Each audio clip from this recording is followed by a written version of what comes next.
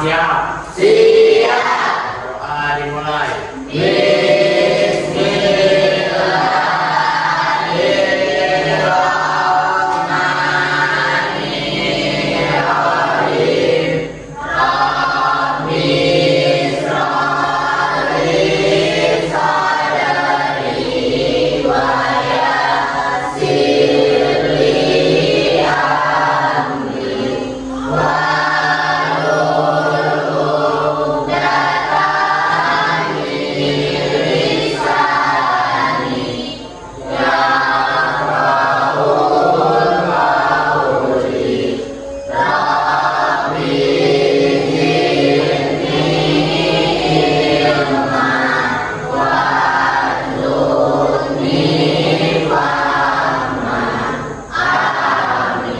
Beri salam.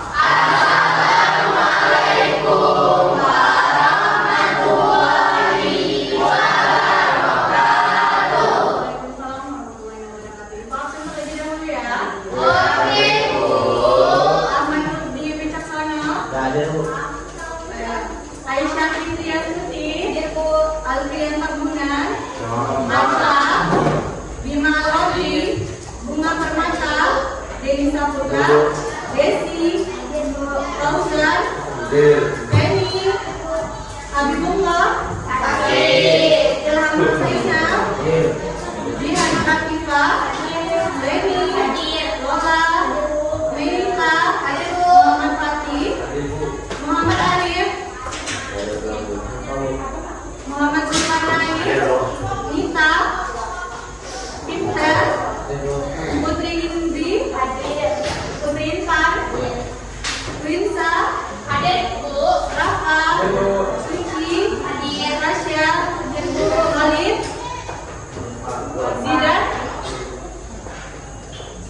Oke baik, pada pertemuan sebelumnya kita telah membahas mengenai akhlak tercela, yaitu ada sifat ria, bahasa ria, memoya, dan summa. Nah, pada pertemuan kali ini kita juga masih membahas mengenai akhlak tercela, yaitu tentang sifat hasad atau sifat iri maupun dengki. Nah, pernahkah kalian merasa iri terhadap teman-teman kalian yang mendapatkan juara atau prestasi? Pernah? Nah, itu yang akan kita bahas pada kesempatan kali ini. Sebelum Ibu masuk kepada materi inti, Ibu akan menyebutkan tujuan pembelajaran kita pada pagi hari ini. Yang pertama itu nantinya di akhir pembelajaran diharapkan kalian tidak hanya memahami mengenai pengertian sifat hasad, tetapi juga dalil-dalil, lalu perbandingan sifat hasad, lalu dampak negatif, serta bagaimana cara untuk menghindari sifat hasad ini. Oke, apa yang kalian ketahui tentang sifat hasad? Ada yang tahu? Apa itu sifat hasad? Tidak ada yang tahu? Sifat hasad. Secara bahasa, hasad itu berarti iri atau dengki. Sedangkan secara istilah adalah rasa tidak senang terhadap karunia yang Allah berikan kepada orang lain dan berharap agar nikmat itu berpindah atau lenyap.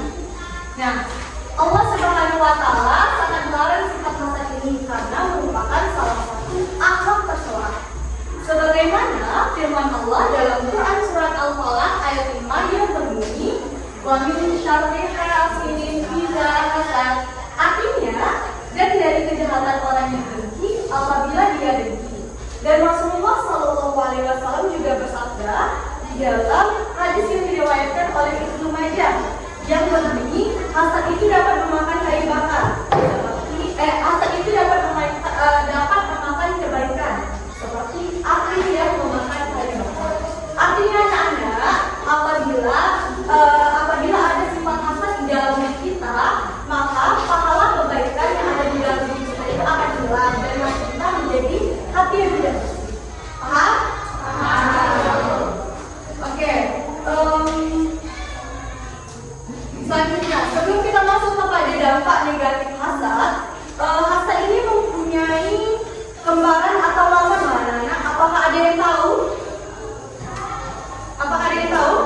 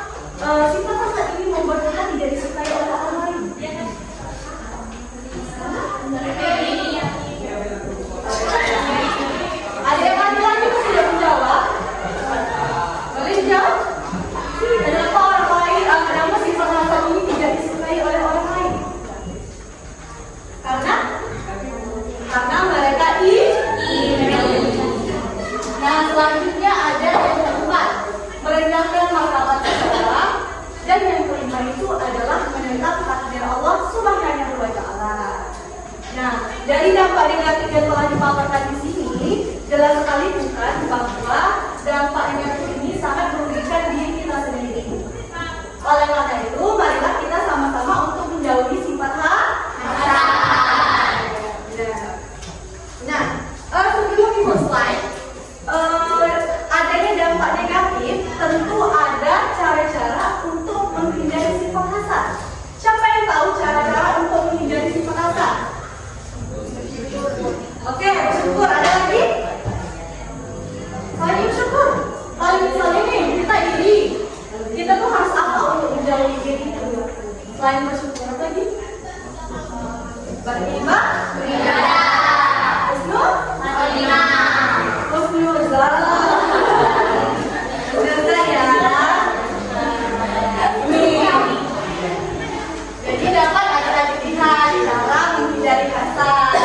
Jadi yang pertama itu seseorang harus lebih banyak bersyukur kepada Allah. Yang kedua menunjukkan sifat qanaah. Dan yang ketiga itu berbaik sangka. Yang keempat tidak berlebihan memperhatikan kenikmatan yang dimiliki oleh orang lain. Yang kelima berlomba-lomba dalam amal soleh dan seterusnya. Oke, adik-adik sampai sini paham? Apakah ada yang ingin ditanyakan? Jika tidak ada, ibu akan memberikan sebuah contoh untuk mengetes pemahaman kalian. Mana? Contohnya, boleh diperhatikan di depan. Dinda melihat teman sekelasnya selalu mendapat perhatian dari guru karena aktif dalam diskusi. Dalam hati, Dinda ingin bisa seperti temannya, tapi ia juga merasa kesal karena guru terlalu sering memujinya. Ia jadi malas berpartisipasi karena takut dibanding-bandingkan. Nah, cerita yang nomor 1 ini, apakah dia termasuk hasad atau ghibah? Yang jawab berapa tunjuk tangan? Karena diri. Kalau yang punya ghibah? Alasan Denis memilih ghibah kenapa Denis? Oke, kita sudah jawabannya benar. Jawaban nomor 1 adalah hasad. Jadi soal nomor 2, Rizky mengikuti lomba pidato dan kalah dari temannya. Ia kecewa, tapi tetap memberi semangat. Namun, diam-diam dia bertekad untuk latihan lebih keras agar bisa menang di perlombaan berikutnya. Jadi, cerita nomor 2 ini apakah termasuk hasad atau ghibah? Iya. Ya, Masya Allah, pintar semua anak ibu ya. Tepuk tangan tadi.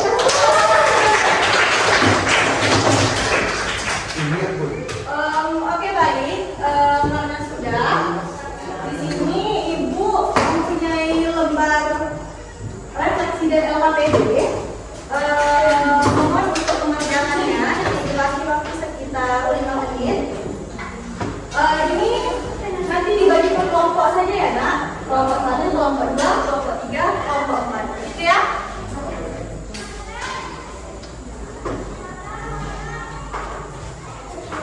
Buat kelompok.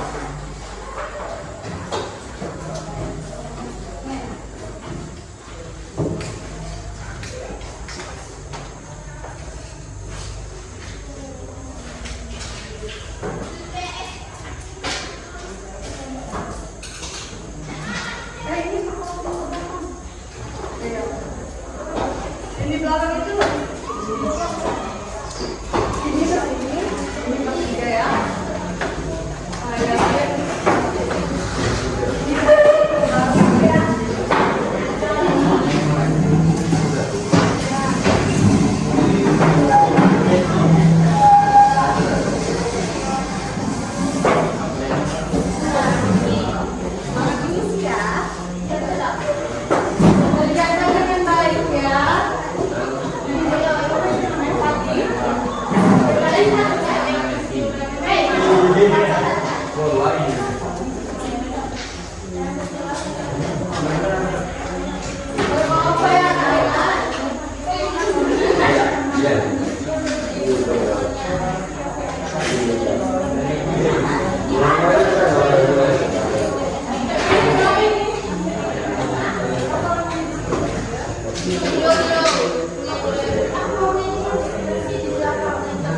Oke, silakan dikerjakan ya anak-anak.